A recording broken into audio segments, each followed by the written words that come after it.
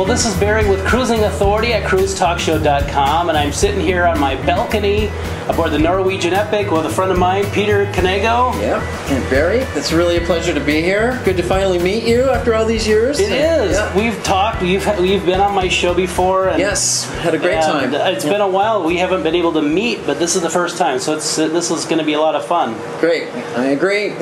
so let's talk a little bit about you made a trip recently to Alang. Yes. How did that go? It actually, for going to Alang, on a scale of 1 to 10, it was about a 9 as far as comfort and getting things done. The weather was very cooperative. It was in the 80s when I arrived, and by the time I left, it was up to about 110. And I was leaving at exactly the right time, because after that it went up to about 130 degrees. I went there just after the Ausonia, the former Ausonia, the most beautiful ship. You know her well. Oh, yeah. Miniature Andrea Doria meets Leonardo da Vinci, just a beautiful, beautiful little liner. And she had arrived about 2 weeks before. So I went on board because I knew she had some artwork by Emanuele Luzzati, this wonderful Genoa-based artist who just died a couple of years ago. But he did all the artwork for the Costa Line ships and a lot of the Italian liners over the years. And it was important that I get there before the locals had seen the art, and then I could try to rescue it. What I didn't know was that I would end up spending a night on board. Oh boy! We went. We trapped on board. We did. The tides were too. Actually, the currents. The tides were fine. We waited. I was supposed to be on for about 6 hours, and when we went down the gangway, she still had her gangway attached, which was another welcome relief, because I usually have to climb a 40-foot Jacob's ladder. You know. So I didn't have to deal with that. But when we went down the gangway, the boat came, it was slamming into the side of the ship and bouncing up and down, and they just said, you know what, it's bad here, but as soon as we go towards the shore and get clear of the ship, it's going to be worse, and the boat could flip over. So we're going to have to stay on board, and we're going to try it again tomorrow morning. So where did you stay? Did you just find a nice stateroom? Well, somewhere? yeah, I knew I had a favorite stateroom that I'd actually stayed in when I sailed on the ship when she was called Aegean II.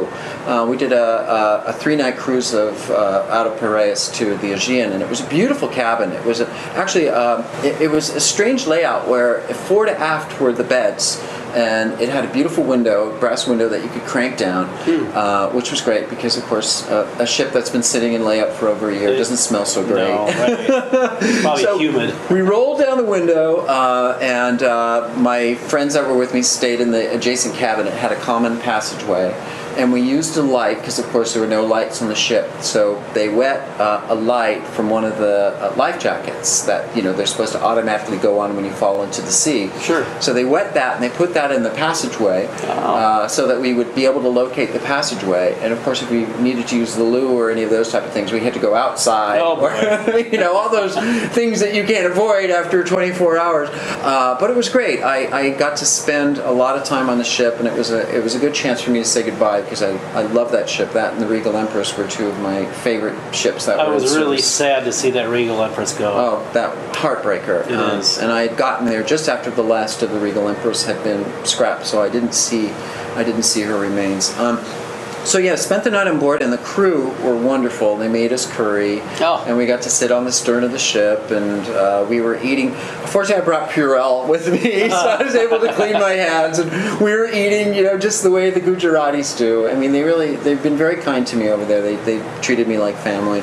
And I got to wander around and go through all the officers' areas, look for the ship's builder's plans, go down to the engine room in pitch blackness with the flashlight and see if anything was there. And I think I found everything on the ship that needed to be saved. And I made a deal. The breaker was actually one of the 2 nice breakers that I've ever dealt with, and he's very true to his word, unlike the man who did the Blue Lady, which is a nightmare.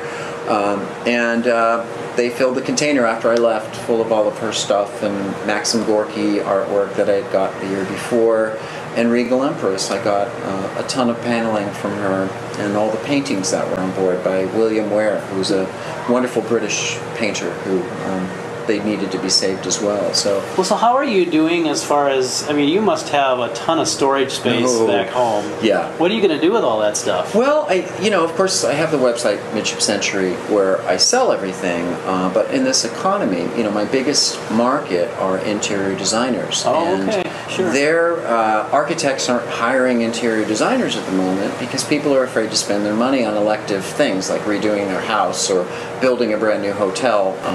So I'm in this sort of stasis right now, waiting for that to change.